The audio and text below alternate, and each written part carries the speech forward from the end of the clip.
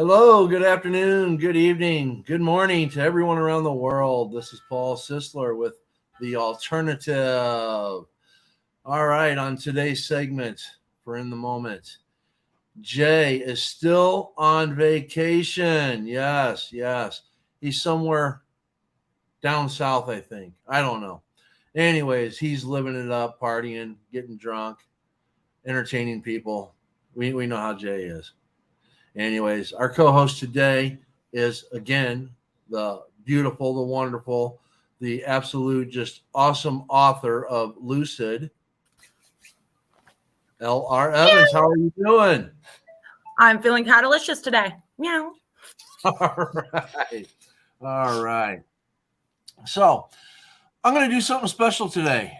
I am going to put the link into the chat. Now, before I do that, people that are in the chat that are here listening, be kind, be respectful. Okay.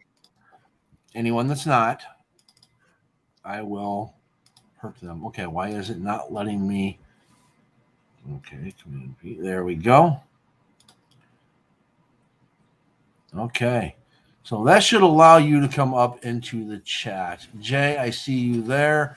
If you could click on the link in the chat, I want to make sure it works.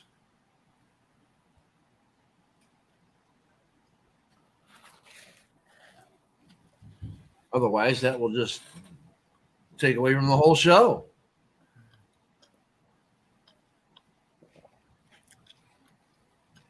Jay, you better hope it works, or else we're going to talk about zombies and vampires again. That's right. You best make it work. Yeah.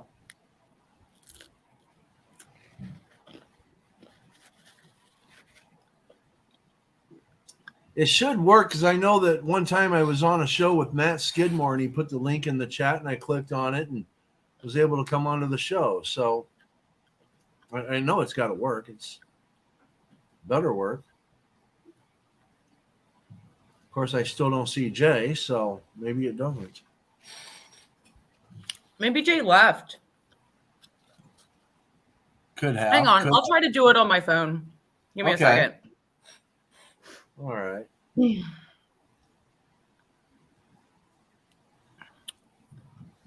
there'll be two of me. Yay. Oh, go away. There it goes. Oh my gosh. Why am I getting like all of the notifications now? All right. And we clicky. We try to find it and it doesn't come up. Okay. Well, that's fun. I love that for me. Ah, there we go. That was 6 days ago.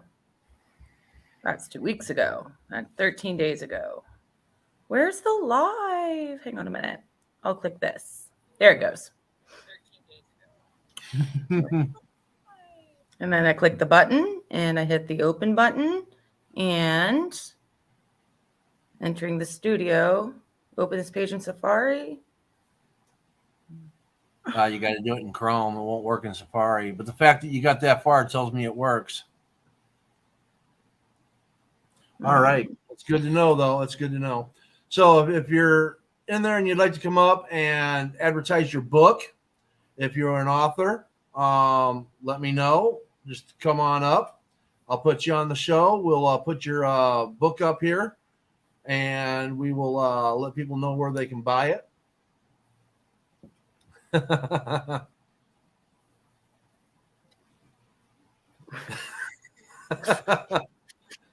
I'm requesting access. Oh, it makes me enter a name. There you go. All right. So just so you know, we have Luke number 2. Okay. There we go. Just so everyone knows it does work. There we go. And kick from studio. There we go. Kick the guest. Okay. I don't want to ban them from rejoining. So there we go.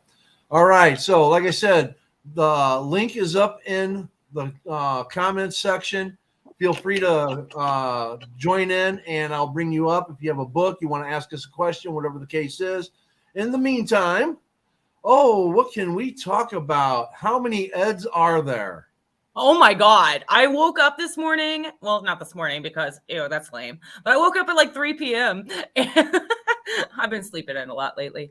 And the first thing I see is Ed having a conversation with himself in the fucking Twitter sphere. I'm sitting here like, how many Eds are there? I saw Nyatt and Marnie. I think Jay got in on it. I'm not sure. But I wouldn't change mine because like I just changed my profile picture to like my book, and I didn't want to change it, but yes. No, it was I come into that space and I see like 5 or 6 Eds, and I'm like, what the hell is going on here? It's the J cult all over again. All right. Where we stole Jay's fucking icon. Yes, Marnie and Anaya, they're just, oh my God, they're having fun with it. Anaya. Oh, sorry, go ahead. Oh, no, that's all right. If anyone doesn't know what's going on, just follow any of us and all that, and come into our spaces. I mean, you'll see the icon for Ed like on 5, 6, 7, 8 different people. And, of course, the conversations that we have is just unbelievable. Hello, Faye. How you doing? Love ya. Thanks for joining us. The link is in the chat. Feel free to come up if you like. We're just shooting the shit today. If people have a book or they have a question for us, if they have a book, they can come up and tell us a little bit about their book. I'll create a banner and share it with everyone so they know where to find it. And other people, if you want to come up, if you got some poetry you want to read, hey, come on up and we'll let you read some poetry. If you got a question for either one of us, come on in and let us know, ask us a question, well, definitely. While we're waiting, why don't you tell us a little bit about the book that you're currently working on? Oh, which one? Well, whichever one you're most passionate about at the moment. Okay, well, I have Blood Schism. Basically, the main character is an intersex sex worker, and she's serving a client. Client leaves. Next client comes in, and before you know it, she's getting bit in the neck and is now becoming a vampire. And as the story goes on, you start to see this whole underworld of vampires opening up. And throughout the story, you're going to find out that she's got the blood of druids. So she is a mix of druid and vampire. And this is, I believe, one of the first vampire stories that I've seen with vampires and druids. So, and I'm really changing up the lore. Hello, Van. How are you doing? Thank you for jumping in. I appreciate it. Feel free. The link is in the comments to come on up and say hi. Or if you have a book you want to share with everybody, let us know. I'm sorry. No, go ahead. What I really liked about your first chapter was how concisely and efficiently that you introduced the stasis and got the story started. So it was like, here's like what, I forgot her name. What the fuck's her name? Iris, right. This is how Iris's everyday life is, basically. This is what she does with her clients. This is how she is. This is how she's lived her life. And then we immediately in the same chapter shift over to the inciting incident. A lot of authors struggle with that, me included. It's really bad to where like my openings tend to be like a little bit slower in the first or second draft, but you just came out swinging. Oh, yes. And then the second chapter, I kind of show you the underworld of the vampires. The third chapter, I kind of dig into Donovan a little bit more as Donovan comes to rescue her from the vampires and basically is turning on his own, which now creates a war between vampires. And, of course, in chapter 4, you're going to meet some of the first of the druids. So that's going to bring that all together. And then, of course, the story is just, it's just going to mount, like you wouldn't believe. because there's even a battle within the druids that's going on that, obviously you don't know about yet because I haven't, I haven't read anything that far. But yeah, so, and it's going to be an absolute just it's going to go into battles, and it's really not even about vampires and druids when you get down to it. It's about people and how they interact with each other and how they treat each other. So again, everything that I do has a political undertone, kind of like TJ, and I know how much you love TJ. We all love TJ. TJ starts out with a 8-year-old child that is severely abused by his father and mentally abused by his mother. And of course, because of this abuse, he basically manifests these superpowers, and he murders his parents. And then from there, as the chapters go on, he continues to manifest more powers. And most people are going to think of him as a demon, because of the people that he kills along the way, and yet every killing he does is justified. So it's kind of like what I basically done. What's that? A baby Dexter. Well, yeah, and basically what I've done is I've also altered the complete lore in relation to angels and demons. Where basically they've been here forever and ever. And what I've done is in 1968 created the manifestation of the first demon or angel, as it may be. So, and again, it's like everything that everybody's always talked about in their religions and stuff like that, and have never seen anything because nothing ever existed prior to this. And now here is the manifestation creation of this demon. So basically, TJ takes all the lore from all of the other religions and stuff like that and manifests it upon himself and becomes all of these things. Kind of like speculative fiction a little bit there. I like that. I like writing that. This could actually happen in real life, like, because we've taken so much from reality and put it into our stories that it could be an alternate timeline of sorts. I like that. I do the same thing in the RimWorld trilogy with the dreams and stuff like that. Like, yes. Sometimes you have these really vivid dreams or something, and you feel and you hear and you touch and you can see everything so vividly. And it's like, oh my God, like I felt like that was real life. And those dreams end up being the ones where you've traveled to RimWorld. So anytime that like you have like a really vivid dream where you can taste and touch and feel and all that good shit, it's actually because you traveled to RimWorld in that dream. So I like that. I know. Then I have Breathe, which is my dystopian future.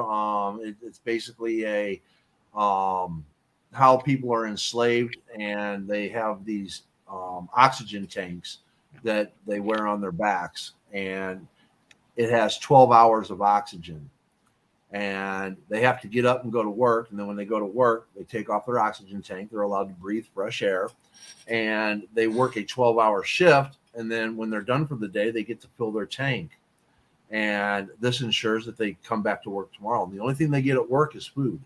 That's it, and oxygen. So it's called Breathe. And then the last one that I'm working on, that, and again, these are the 4 that I'm putting time into. It's called Wallpaper. And I don't know if I've told you and all that. I kind of, when I talked about it, I talk about this couple that buy this house, and they're starting to renovate it, and they discover the names on the back of the wallpaper. And then, of course, they call the police and come to find out that it's human flesh that was used as wallpaper. The couple is going to be a gay couple. So I haven't disclosed that until, just recently and all that my couple that's buying the house is a gay couple. So, and what's really weird is that all the people's names that are on the wallpaper are connected to both of them throughout their lives. So, well, you know me. If it's got the gay, I'm all for it. So give me the gay. Give me a wholesome gay love story. Yeah. And what's really weird is that these two didn't know that they were connected like that. And yet it's like, wow, they came together, they bought this house. And then you're going to find out that there's obviously somebody in the back scenes that coordinates all of this to ensure that they meet till all of this happens, which is obviously the killer who's killed everybody and put their flesh up on the wallpaper, put their flesh up as wallpaper, and is now framing them as the culprits. So it's going to be intense.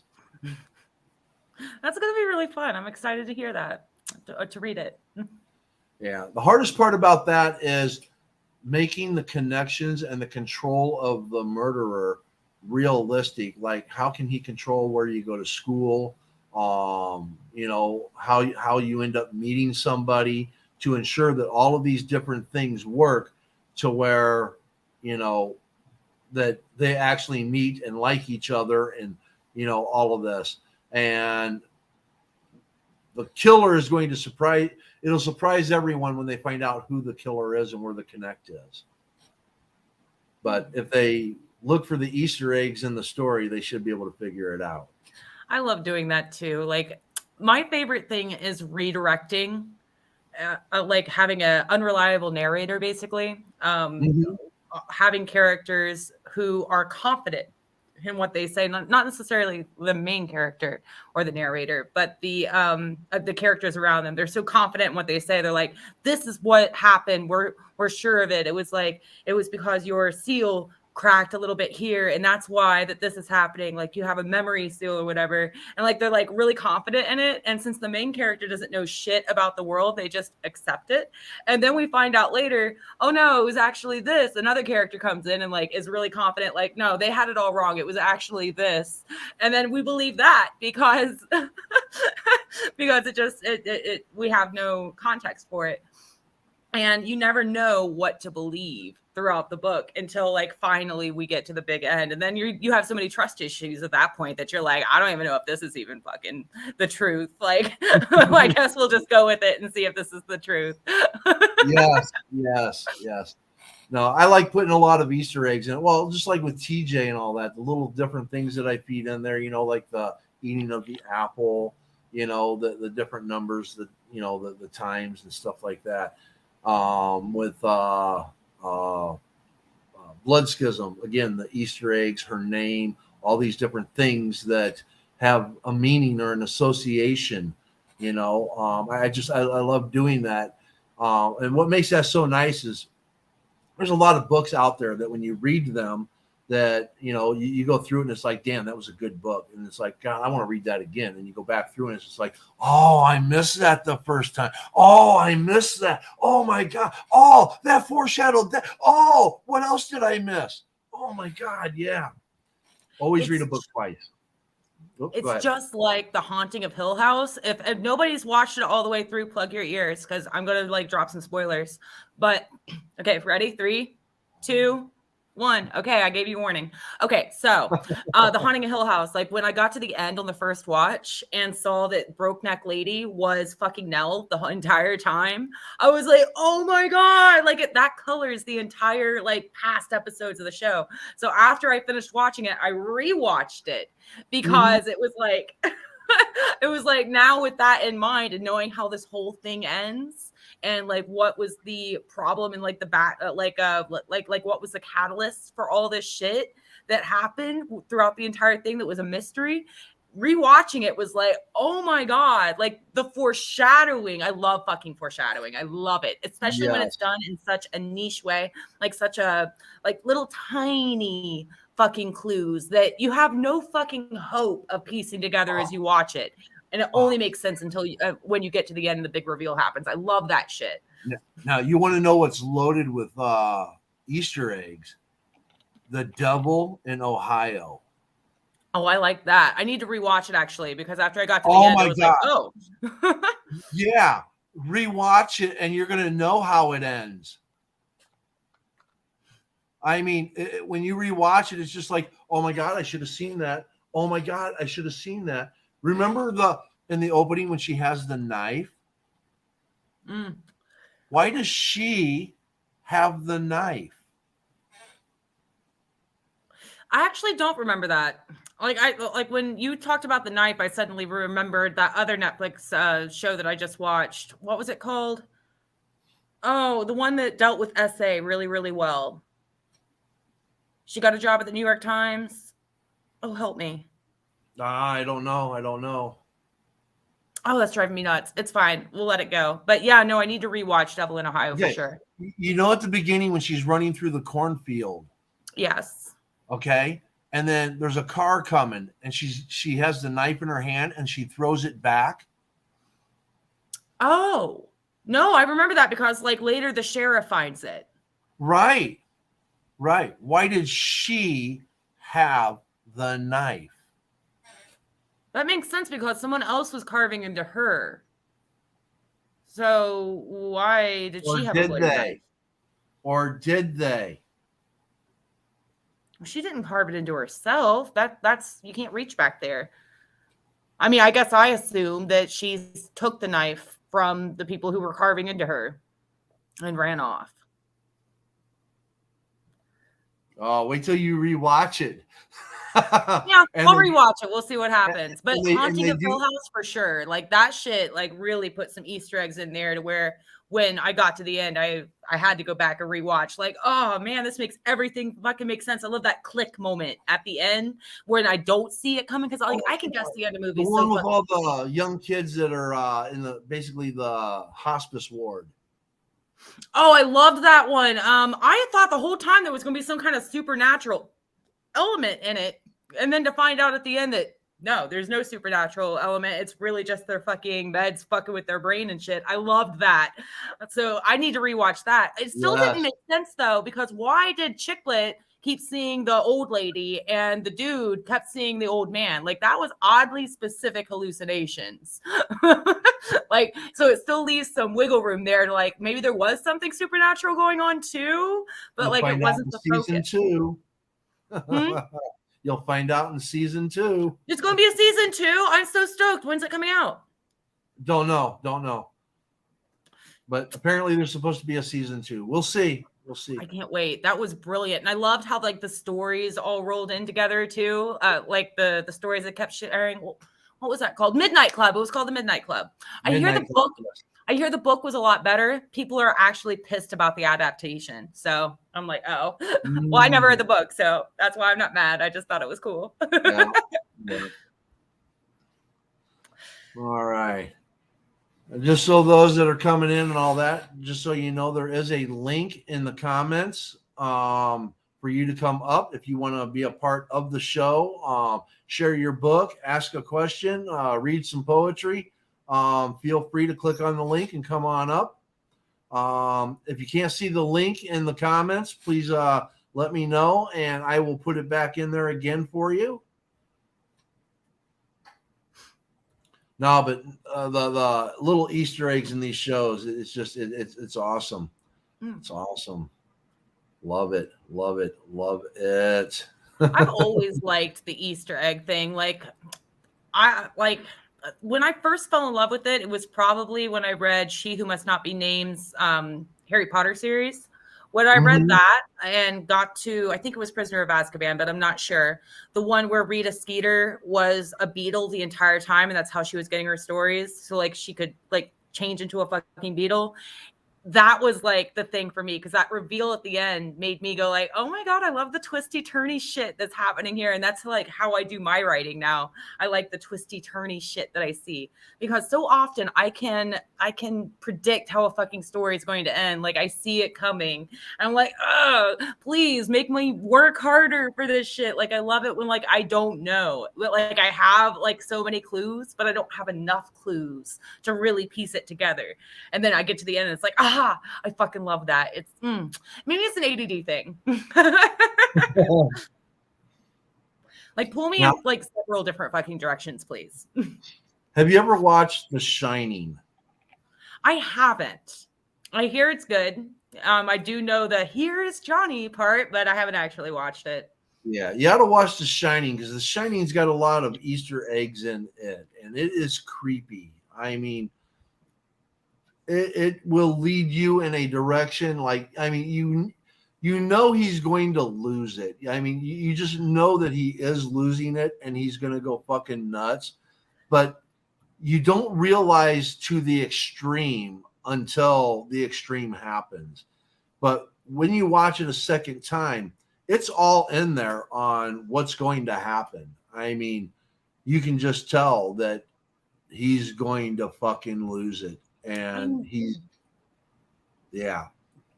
I need to sit down and watch that because I know that it's popular, and I also need to read the book. Is the book any good? Like, honestly, like, Yes. I know. Yes. Okay. Yes. Because It is. Stephen King, like, I don't mean to, like, I'm not insulting at all. Everyone has their own taste, but I just kind of feel like he kind of rambles a little bit. Same as Anne Rice, and I've read some of her books and really like the stories, but it's the writing style for me where it's like it's just a little bit too much description. So I was just wondering if The Shining was any better. Like, well, the biggest problem with Stephen King's always got a great opening, he's got a great middle, and he has troubles closing it. And you can see that in a lot of his writings. And I think The Shining is probably his best piece of work. Okay. I don't really see the slowdown in the end. It's more like I read Bag of Bones and I really liked Bag of Bones, like the story itself. But there was a lot of description about like when he did a flashback or something about the lady singing and shit like that. Like I liked it too. Like some of it was like concise, but then there was a lot of description in the lead up. Like, just get to the fucking point. Right. So he's a draw it out writer, got to make it longer, got to do a lot of fill in, where you could probably cut a lot of his stories down. There's a lot of irrelevancy to the stories that are in there that, in my opinion, just isn't needed, but yeah, but it makes for a longer read. If you took out all of the descriptive stuff that truly has nothing to do with the actual story, you'd probably eliminate about half of the writing in the book. Exactly. Like in one part of Bag of Bones, he described walking around with a boner because like his wife died and he just didn't feel like, beating himself off or whatever. And I'm like, okay, why does this need like to be 2 pages long? I don't get it. I get character development. You're sad that your wife's died and you're trying to like, come to terms with that, but it doesn't need to be 2 pages of boner talk. You know what I mean? Like that's what I'm saying. And Anne Rice kind of does the same thing when it comes to descriptions. I love her setting descriptions. Her setting descriptions are, oh my God, I'm there. I love it. But then when it comes down to character descriptions, it's like, please show, don't tell. Because like you told me so much about this Mora character. I think her name was Mona character. Like told me all about her, how smart she is and all this good shit. Just show me that. You don't have to give me 2 big ass fucking paragraphs telling me how smart she is before you show and demonstrate how smart she is. But that's just my personal taste. Some people like that. Right. Now, one of my favorite writers that I think puts in like perfect description. I mean, you're there and you have a comprehension of everything that's going on. And that's Robert Jordan. I don't think Robert Jordan gets enough credit. For those that don't know who Robert Jordan is, one, Google him. God damn it. Google him. Conan the Barbarian. Okay. Robert Jordan. And then The Wheel of Time. I think it's Prime, Amazon Prime, that has come out with The Wheel of Time. I watched the first season. It's not as good as what the book is, but if you've never read the book, you're going to think that the show's done very well. But Wheel of Time, excellent story. Jay, how do you get in? There's a link up in the comments. Do you see it?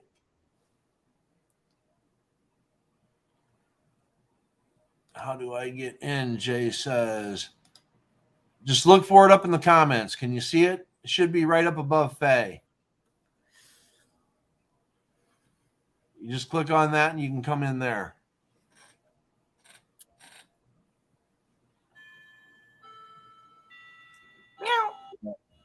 Anyways, Robert Jordan. I mean, you got to really. I tell you, read the book, The Wheel of Time Saga, Dragon Reborn. It's excellent. Oh my God, it's excellent.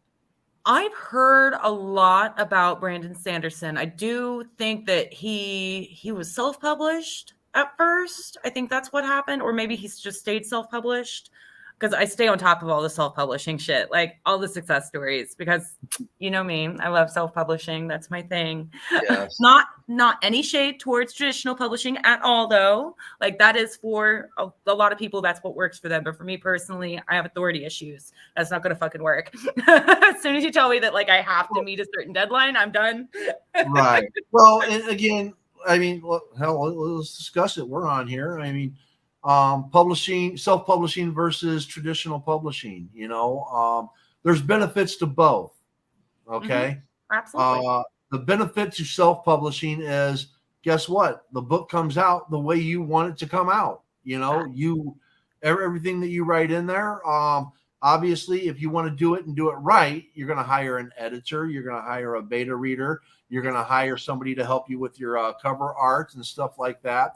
It can get costly. Obviously, you can get something. Oh, there he is. He's here. Obviously, you can get something done very, very inexpensive. Hello, Jay. Oh, hi. I apologize. That's my mom. I know. Hello, Mom. God damn it. Hi. Yeah. But yeah. Out here. Holiday. So how's your holiday so far? Aggressive food poisoning towards the beginning. Lasted for about 3 days or so. Got on some antibiotics. So now I'm on antibiotics. I'm not spending a lot of time on the old porcelain throne. Now I'm, actually living like royalty and enjoying my time here. But it's been great. It's been one hell of a thing. There was a hurricane too. Some horrible hurricane was gonna sweep through here. That got dropped down to a category. Well, it got dropped down so far. It was like, oh, it's a category 4, doomsday. You guys are gonna get fucked because like category 5. Anyway, got dropped down from a 4, all the way down from a 2, down just being a tropical storm, which doesn't even register on a hurricane thing. So. Oh man, I told you not to drink the water. It wasn't the water. Actually, I know exactly what it was. It was the fucking airplane food. I ordered food on the airplane and it was fucked. Told you not to eat those peanuts. Could have you know been what peanuts. They do with those peanuts? You know what they do with those peanuts to give them the salty flavor, right? They treat them with love and care and dignity. There you go.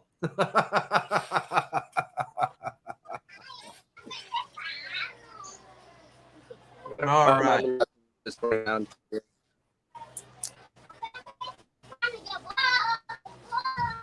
Oh, you're lagging really bad there, Jay. Oh, I think. Yeah. Oh, nope, he's still there. There we go. The internet is shit out here. All right. I talked to Caesar from Forgotten Faces, and he's going to get back with me when the whole band can get together on a weekend. And I will create a special edition of the alternative with Forgotten Faces. So great. Yes. Jay. Yes. The thud has happened again. There's another thud. Well, I don't think most of the. Do you really want another trial? Because it ended up with everybody becoming Ed. Is that where that came from? The trial? It was a string of events. We had your trial, and then the whole thing with Ed happened like today. They ended up having a second trial to like try to like I don't know what it was, but it was something involved with Ed. But if it wasn't for your first trial, they wouldn't have had a second trial, and just spirals out of control. You know how writers are. They just run with ideas. My favorite was Marnie being confused about which trial she was in. She's like, my client Depp couldn't have been the one who committed the murder because he was filming the Pirates of the Caribbean at the time, Your Honor. And Gaston just took it. It was like accepted. It's a suitable alibi. For those that aren't part of our writing community, you need to be a part of our writing community. We have fun. Oh my God, you will have fun. We get outrageous, we get crazy, we go off topic, and sometimes we don't even talk about books. Mostly we don't talk about books. But it spawns off creativity. That it does. It's a roller coaster, really. Oh, shit. Ed was tried in civil court for failure to ensure payment to his client, Lynn. Oh, shit. Lynn's involved. I was telling Lynn about the trial last night, actually, when I was Ubering. Oh. Yes, man. Oh, my God. I'm seeing that. Love it. Yes, yes. When you come into our spaces, you're just going to love it. We go crazy. We come up with scenarios and things like that. Our imagination gets the best of us. We're running mock trials now, creating stupid things for litigation. It's fun. Small child. Hi, small child. I'm surrounded by all my like nieces and nephews and like second cousins. It's crazy. Man. I'm feeling left out that I'm not the only one with fun burning in my hand, LOL. Oops, not the only one. Because we're both sitting here smoking fucking cigarettes. We couldn't do this on TikTok. We couldn't do this. Not at all. These are great. They got little rainbows on them. Oh, those are cute. Mine's just like really bland. Mine's just a cigarillo. Oh, look at it. It's all like rainbowy. Yeah, it's Good. mystery flavored cigarettes. What's the flavor? I don't know. Sometimes it tastes like soap. Sometimes it tastes like candy. Mexico don't give a fuck. They're like, our cigarettes are fucking candy flavored and cheap. Everybody smokes. Yeah, just be careful with those antifreeze cigarettes. It might be antifreeze flavor. Yay, antifreeze. This tastes like formaldehyde. All cigarettes taste like formaldehyde and asbestos. Yes. Nobody. That's why I vape now. That's why I vape now. I keep trying to vape and it ain't working. Like I quit for like 3 months, 6 months at a time with vaping, and then I'm like, nah, I want to die. I remember that. I was there. Good times, bad times. It was. Thank you for the love, man. Thank you for the love, brother. And like I said, if you want, you're free to come on up. Just hit the link in the comments and all that, and you can come up and join us. Paul, maybe you should put the link back in the bio, since like a lot. Oh, not the bio. Shit, fuck. You know what I mean? In the comments, because like we've had a lot of comments. So Ed said there was no trial. There you go. You definitely should have slapped that into that group chat. That way, people could pop in. Ooh, yes, that would have been smart. Oh, or put it on Twitter.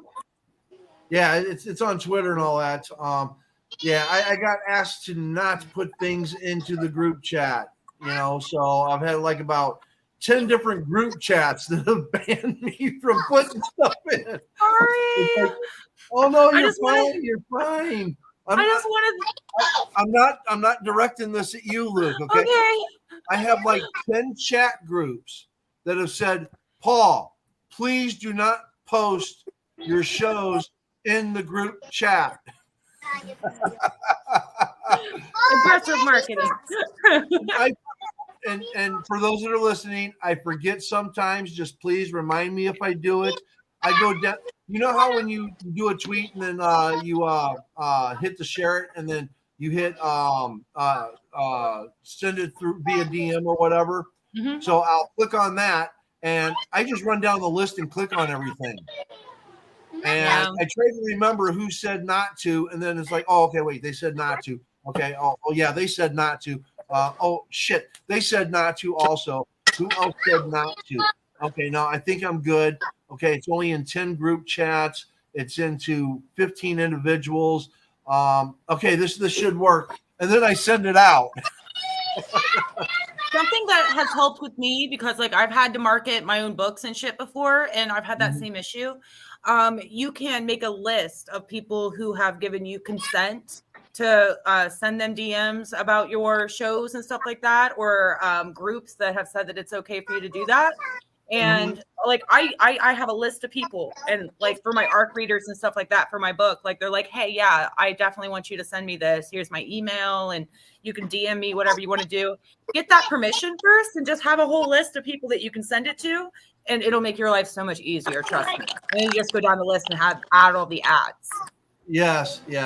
And I'm working on those lists. Okay, because you got to remember, I have the alternative here where we do a lot of different things besides writing. We do rock and roll. We get vulgar on here, blah blah blah. Okay, then there's the vellum, which is a little bit more laid back, more focused on writing. Then I have the flow, which is spirituality. Okay, Van that's in here.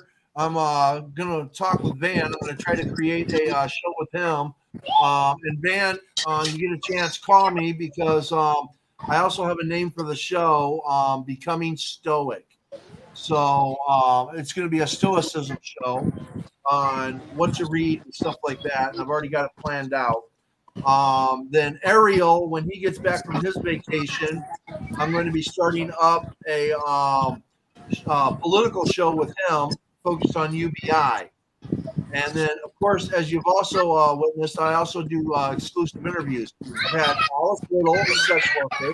I've had Lana Quest, who's got her own YouTube show, civil rights activist.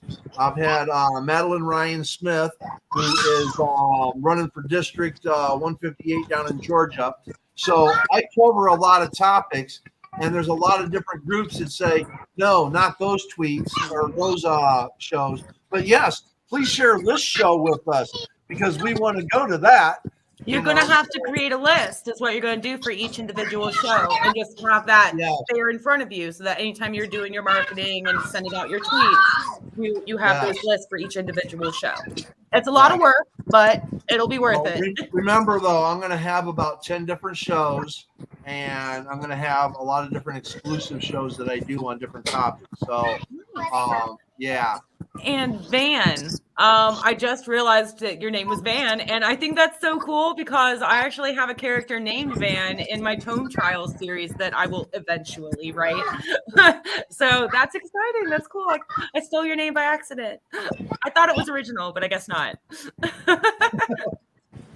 I think I might dip out. All of my little nephews and nieces are starting to conglomerate over here, and it's bad. But that's the best. Let me talk to them. Put them on screen. Hey, hi, hello. Hi. They don't speak English. Hola. I like. We'll leave it at. It was great popping in. You guys are doing a bang up job. Love everything. I'm gonna go back to just watching it, but thought I'd pop in, say hi, and all that. Well, we always do a bang something, you know. I mean, whether it's a bang up, bang down, bang in, bang out, it's a bang something.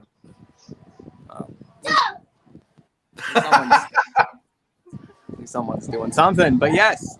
Goodbye, everybody. So long. Bye. Thanks for joining, Jay. Of course. Bye. All right. All right. Back to publishing, self-publishing versus traditional publishing. When you self-publish, if you do it right, it's going to probably run you about 10 grand. If you do it right, it's going to run you about 10 grand. No, I disagree. You can do it cheaper. You can do it cheaper. You can do it right for well under 10 grand, for real. I feel like I don't think 10 grand is is accurate. Well, when I broke it down, because I was going to do mine, of course, I was doing a nonfiction political book that was 200,000 words. So that, again, you got to remember, I was looking at costs for that. And for me, the editing was going to run me about $3,000 in itself because of how big it was. I don't know. I feel like you can get quality work done for well under that as well for editing, because for my 140K book that I had edited, it only cost me 400, and that was quality editing from somebody who's actually an editor for a publishing house. So how many words was the Red Herring? Over 200,000 words. Plus, 200? you got to remember it was a nonfiction, so I have cited sources that all have to be verified, put in order. Plus, I also had a structure of Chicago for the it might be different from nonfiction. It might be different from nonfiction. Right. Well, plus the writing style, the citing, and all of that stuff. There's a lot of detail that goes into that. So probably for fiction, it's probably, like you said, $400. That's a damn good price. Mm-hmm. We got a question here. What are your thoughts on Amazon publishing both Kindle and paper? Ooh, good question. I'll let you take that one. Yay. I love it. I have heard a dissenting opinion recently about the quality of print for Amazon paper, like paperback and hardcover. Like some people are like, oh yeah, like that's really cheap paper and stuff like that. But hang on a minute. Let me get my book for you real quick. Oh my God. Oh, I died. It's okay. Is this one? Yes. Okay. So this is my book from Amazon paperback, and I should have mirrored my thing, but as you can see, it's done really well. It really just depends on if you get the dimensions right and everything for yourself. The paper quality is great. I love the paper. It's just like a regular book. You can't tell the difference from a traditionally published book and Amazon paperback or hardcover. I have. Just to let you know, Luke, even though you see it in reverse, we see it correctly. Oh, sweet. Awesome. So this is the same. This is a traditional book. Great Expectations that I bought from Half Price Books. It's traditionally published, and it's got the same cardstock for the back and all that good stuff. It's the same. So I don't see any difference in quality whatsoever for an Amazon Kindle or an Amazon paperback book or a traditionally published book. It's the same. It's perfect. So There's not really any difference. I think that if you do it right and you put the time and effort into making sure that you formatted it correctly and you've chosen the cream stock paper and all that good stuff, that it's basically unrecognizable from a traditionally published book. Yes. Self-publishing does get a lot of bad rap because people do forego the editing process, and with traditional publishing, you can't forego the editing process because there is an in-house editor. I'm sorry, I'm passionate about this. If you can't tell, I won't shut up. Yeah, no, you're good. Again, in-house self-publishing, there is cost to it. Okay, and also it depends upon where you're at. Where Luke was able to get an editor for $400. That's a damn good price, and I'm glad that you got the professional editing. It also depends upon what kind of editing you want done. If you're just wanting basically corrections made for how the language is supposed to be versus you want editing done that's going to say, hey, this paragraph doesn't make sense. This doesn't fill into the story. You might want to change that. Okay. So depending upon what you're wanting edited and how you're wanting to do it, the cost is going to vary. Okay. That's true. I was lucky enough to have Jody Jensen is my editor. She's on Twitter. If you guys want to check her out, it's @WritesJody. I'm sorry, I know I'm plugging her, but I plug her at every fucking opportunity I get because she's fantastic. She's brilliant. She does the copy editing. She does the developmental edits, all that good stuff for you. And she really takes her time through it. She gives you an overall, her own opinions on it at the top of her editing sheet that she gives you. She tells you what all of your overused words are. She offers some things that, like, you can't even run through like a thing, like through a spell check or whatever. She sends stuff like, she told me that I was using too little contractions because I was trying to make my character sound more ye olde English or whatever. And she's like, that just makes it read kind of like choppy. Like, try to add in some more contractions there. That's shit that you can't get from just running it through spell check or whatever. So she did all of that for only $400 for a 140,000 word book. It was fantastic. And I see that you put a new question in there. My wife just published her first book on Amazon, and we're both thoroughly lost on things like promoting, is it worth it, etc., versus a traditional publisher that might be able to help market it better. My opinion from like when I search, and I'll let you talk in a second. I'm so sorry, Paul. Oh, you're fine. You're fine. My opinion on that is traditional publications, publishing houses, they will do a little bit of marketing for you. But in my research, but why I chose to self-publish instead of going the traditional route with the Rumroll trilogy, for debut authors, they don't typically do like that big release or whatever for you and throw a lot of money into marketing your book. So you're going to still have to do a lot of the marketing yourself in order to get it out there.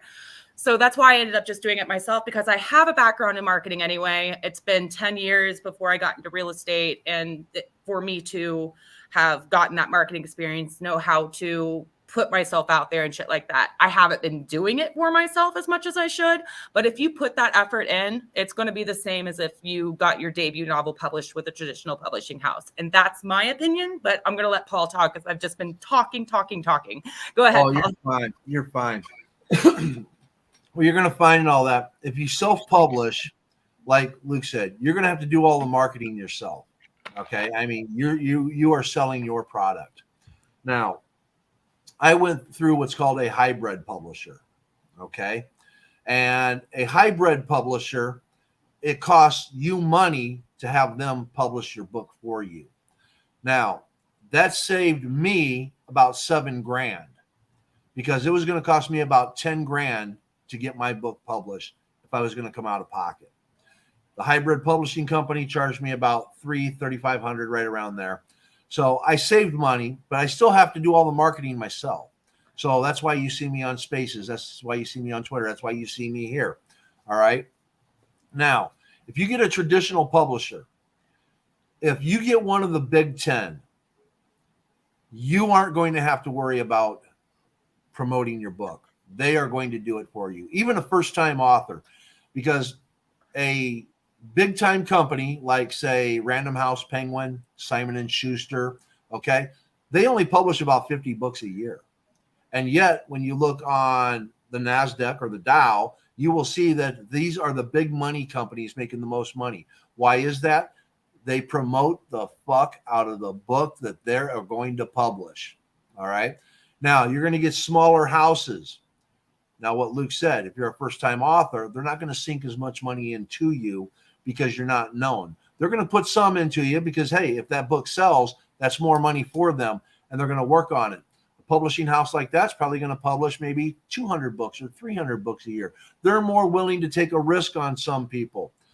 A hybrid company like what I went with is going to publish 1,000 books, maybe 2,000 books in a year, because they're just there to make the money that you're paying up front. That is how they make their money.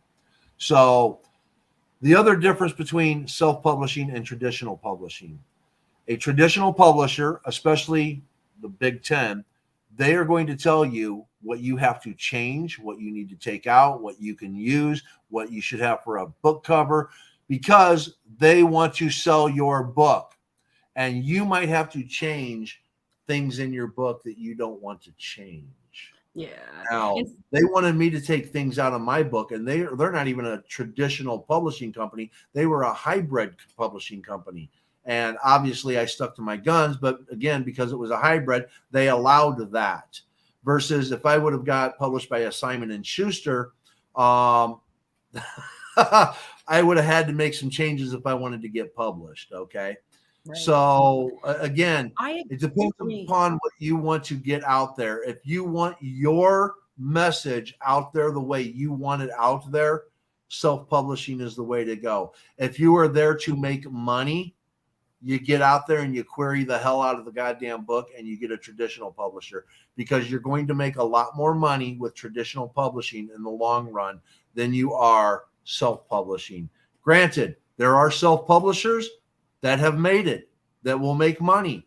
Okay. The average book sales in the first year for a self-publisher is 20. Average book sales for somebody that goes through, say, Simon and Schuster is going to be about 10,000. There's where your difference is. Now, I agree with the bigger names, like the top 10 companies, that's more worth it as far as, making money and things like that, and getting like the marketing out there, because those top 10 companies, they have deep pockets. And because they only publish like 50 books a year, like you said, then their resources aren't as divided as it would be with a hybrid company or a self-publish, or not self-publish, but the other companies. Like the smaller companies, smaller publishing houses, indie publishing is the word I was looking for there. But the problem with that is it's like winning the lottery to get like one of the big 10s. You know what I mean? So Yes. What are the chances that one of these authors are going to get a deal with Simon and Schuster or Scholastic or Random House or something like that? It's very slim. I mean, if you can do that, you do get it, and you don't mind, the integrity of your work kind of taking a hit because you got to take out certain things or combine these two characters, or maybe you have to compromise on the cover and you really like this idea for the cover and you don't like what they chose, giving up some of those freedoms, which isn't something that I'm willing to do. But that's because it's subjective on what you want out of publishing and why you're writing. So if you're writing to get your story out there, like you said, Paul, if you're writing to get your story out there in its entirety and you're not like comfortable compromising on anything, then I think that self-publishing is the best way to go, or hybrid publishing, since there's a little bit more wiggle room, or indie publishing, the smaller publishing houses, because those are more likely to, give you that wiggle room. But if you're thinking that you're going to get a whole lot of marketing on indie publishing, smaller publishing houses, or hybrid publishing, it's going to be the same as if you've self-published. So I would suggest just putting that money back in your pocket, unless you work with a big 10 company and you want to make those compromises in order to make money from your writing. So if it's not a big 10 company, self-publish would be my opinion. Now, I would say top 100 companies. Top 100 companies, you're going to have a better chance of getting marketed.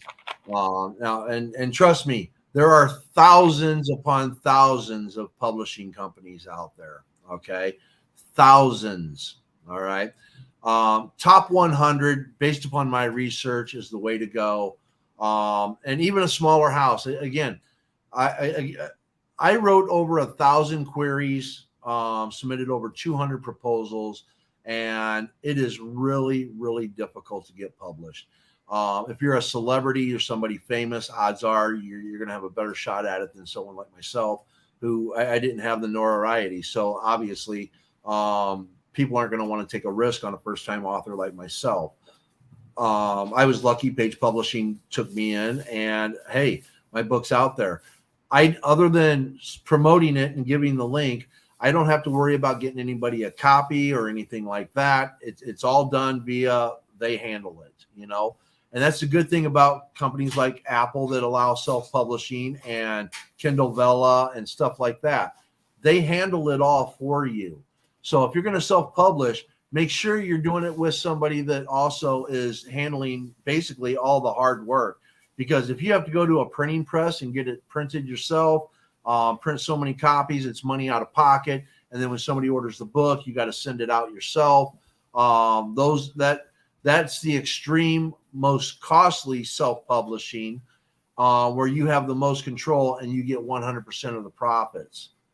So then you have, others that are going to take a small percentage. Are you talking about vanity presses? No. For my self-publishing, I just put it on Amazon, and as people order it, it's printed and sent to them. Right. You're going through Amazon. You're not doing it all yourself. You're not going to a printing house. Oh. You see what I'm saying? You're not having like 50 copies printed and then waiting for people to order your book, and then you send your book out. Exactly. And I don't suggest that because that can run you up. And then you got a bunch of copies that you are just sitting in your fucking garage. Like, definitely go through Right. Amazon if you're going to do it. Amazon's awesome. Also Ingram Sparks, that's great. Barnes and Noble gives you the same option where like it's print on demand. Basically, when somebody orders it, then it gets printed and shipped out to them. Right. I've had a lot of success with that, and my overhead is like super fucking tiny. It's great. Yes, and that's the point I'm trying to make. And all there's different ways to self-publish, and like Ingram Sparks. Almost every traditional publishing house uses Ingram Sparks. Ingram Sparks is the printing press now. Almost every book that's printed nowadays is going to go through Ingram Sparks. Yeah, I think Amazon actually has a thing with them for their hardcovers. Yes, yes. So, yeah, that's again self-publishing, traditional publishing. I personally would prefer traditional publishing, especially if you can get in the top 100 presses. My book, Blood Schism, I had it submitted to a publishing house. I'm not going to name the publishing house. And they turned it down because of my character. They wanted me to change a character. I'm not willing to do that. So that's the only reason why I don't have a publisher for this book right yet. Now, Jay has told me that he's going to put me in contact with his publisher. And once I complete the book, so once the book's done, I'll resubmit it to the publishing house I went through, because that publishing house is a top 100 publishing house. And they're either going to accept it or reject it. And if they reject it, then I'll contact Jay and hopefully I'll get published. All right. Are we going to like the 80s, the Cars? All right. All right. I cut my life into pieces. This is my plastic boy. I love it. All right. Does anybody else want to come up and say hello or whatever? Come on the live. Come on.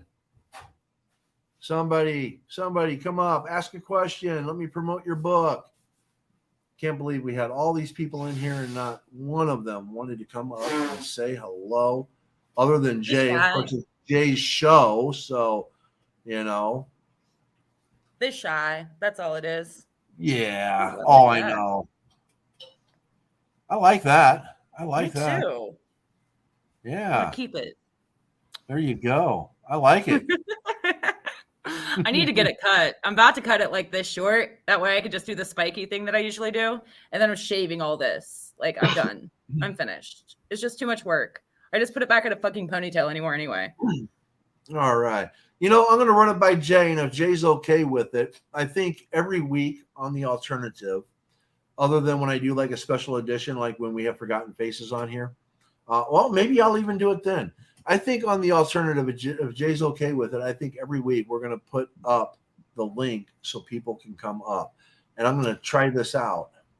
Can we can I start a show to where I could just talk about writing and publication and marketing and stuff like that? I would love to do that. Like, if you guys are cool with it, like if anybody would like to like listen to me talk about writing shit, because I love talking about writing shit.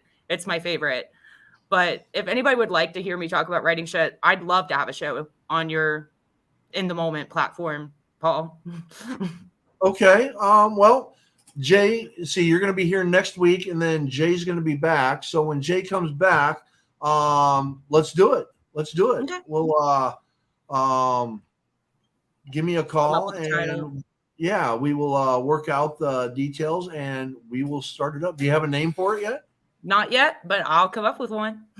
All right. Yeah, definitely. We will definitely do that. That'll give me 3 different perspectives on writings for shows. A spiritual show. I got a stoic show hopefully coming up.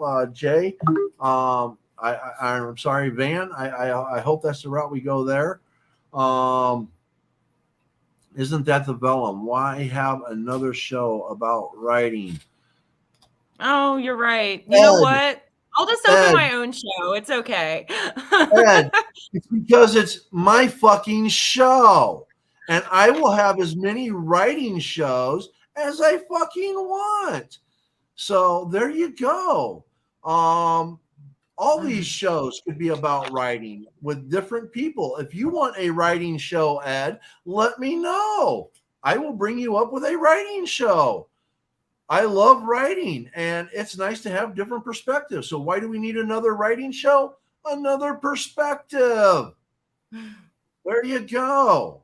Besides, like mine's not going to be author interviews. That's Ed. basically the Vellum's about author interviews, isn't it? Like that's what you usually do is you bring people up for author interviews and shit. Well, the vellum is about parchment and what goes on parchment. So basically anything that goes on parchment, we'll talk about it. If it's a book, if it's a process, whatever the case is, here's where we have the alternative, basically we throw in a lot of different things up here. It can be about writing. It can be about rock and roll. It can be about anything, Paul, I think I'm going to retract it. It's fine.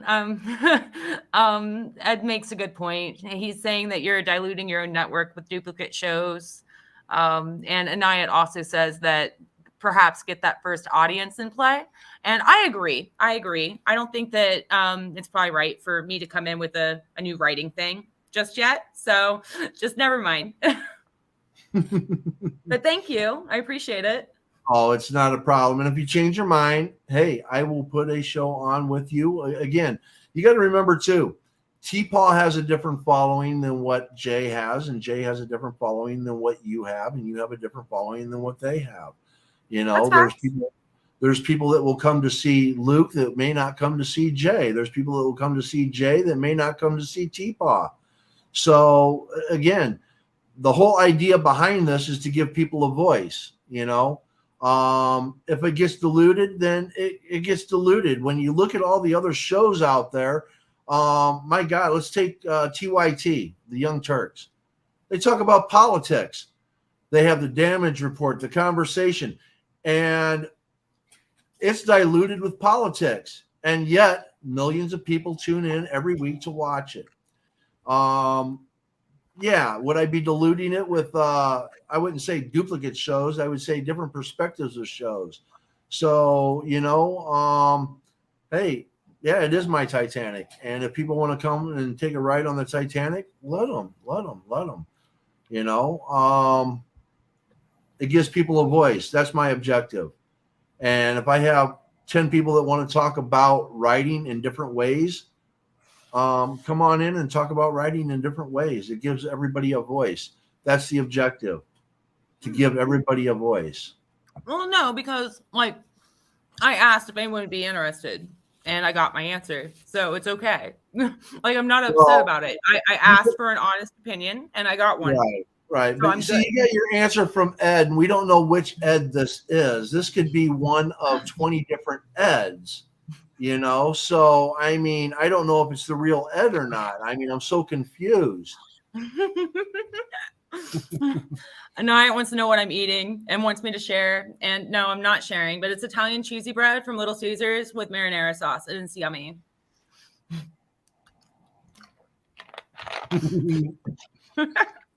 Yes. I'm out of smokes. Have you ever done the one shift challenge? What's a one shift challenge? Oh, I got punched. You need to go on TikTok and just, type in one chip challenge, or go on YouTube and type in one chip challenge. A one chip challenge. Yeah. No, I've seen that.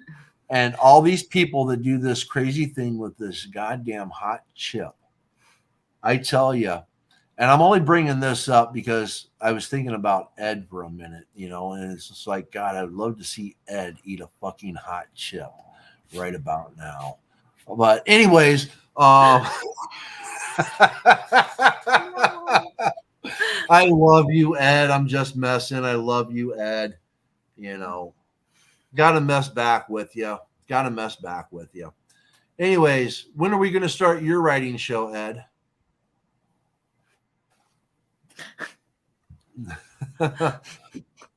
All right. In That's like, November, fuck you.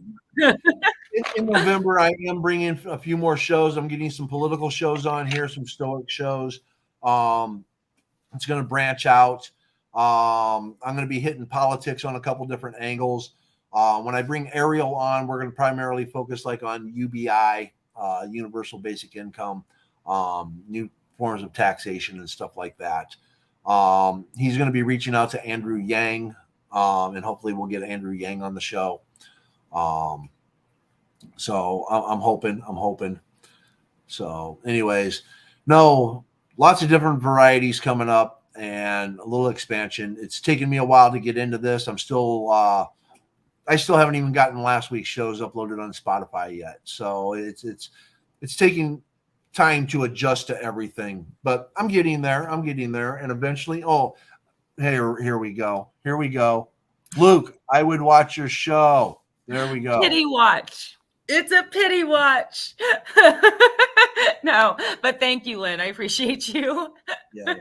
And, if you get other ideas or something else that you'd like to talk about or bring up or whatever for a show, just let me know. We'll get it going. Absolutely. Yeah. Just do something and different. Ed, you've talked to me a few times. When are you going to call me? And when are we setting up what you want to do? Call me, brother. Call me. Anyways, great show today. I wish somebody else would have come up and said hello or something, or brought their book up and advertised it. But hey, I think we're going to do this every week on The Alternative. Give people the option to come up and share. I'll have to run it by Jay, make sure it is his show. So we'll see. All right. In the meantime, everybody else, be kind, be happy, and may good things come your way. Have a good day, everybody.